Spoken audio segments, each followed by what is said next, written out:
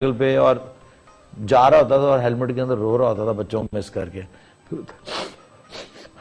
Musician ہوں, زیادہ وقت میرا گھر میں گزرتا ہے, دفتر ہم نے جانا نہیں ہوتا کہ صبح اٹھ کے بابا دفتر چلے گئے, بچے اٹھے تو سامنے بابا بیٹھے ہوتے ہیں. تو وہ اب کچھ ایسا ایکویشن بن گیا ہے, یہ بچے چیز ہی ایسے ہیں اور زندگی سے بھی پیار ہو گیا.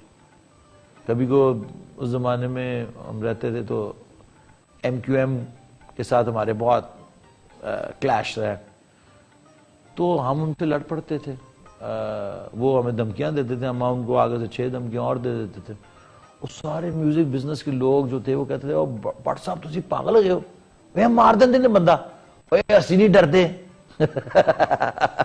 لیکن ابھی ہمیں کوئی بول دینا ہوئے تو ہم ڈر جاتے ہیں بھائی, کہ وہ زندگی سے پیار ہو گیا. وہ زندگی سے پیار ہی نہیں رہتا.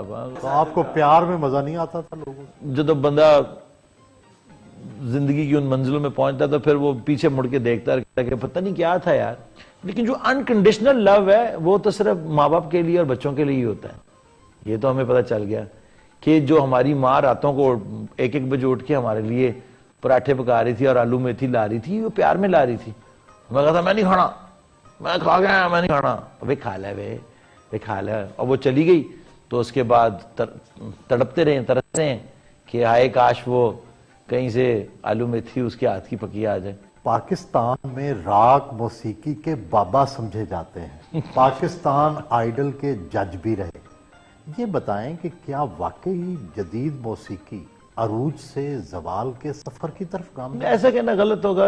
میرے خیال سے جو بزنس ماڈل ہیں وہ چینج ہوئے ہیں, اور اس میں میرے خیال سے جو میوزک بزنس والے ہیں ان کا سب سے بڑا ہاتھ ہے.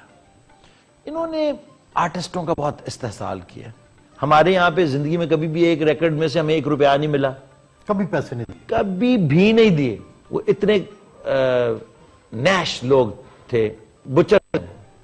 وہ آرٹس کو, وہ آپ کے خون پسینے کے کمائی کو بیچتے ہیں, آپ کو 1 روپیہ نہیں دیتے, اور ہمیں خوشی ہے کہ یہ اس میں سے ایکویژن میں سے ہی نکل جائیں. آپ کا انداز ہمیشہ سے جدا گانا اور منفرد رہا ہے. کبھی لمبے لمبے بال اور کبھی بال صاف, کبھی کلین شیو اور کبھی بڑی بڑی مونچھیں. کیا یہ سب کچھ اپنے موڈ کے تحت کرتے ہیں یا پھر مداحوں کے لیے؟ یہ چیز تو کلیئر تھی کہ ہمارے وہ لکس ڈپارٹمنٹ میں کوئی ایسا کام نہیں ہے کہ جس کے بل بوتے پہ ہم چل سکے. تو کراچی شفٹ ہوا تو میرے دوست ہیں طارق امین صاحب, تو میں اس کے بعد اس کہا تھا میں تیرے بال کاٹوں گا. میں بال کاٹ رہا تو بال کاٹ رہا تھا تو چھوٹے چھوٹے بال اور فوجی سٹائل کاٹ رہے. تو کہتا یار بھائی تیرے تو بالوں میں پگڈنڈیاں ہیں. میں نے کہا ہاں یار یہ بچپن سے گروتھ ایسی ہے میری نا, تو جلدی گنجا ہو جاؤں گا. کہتا ہاں تو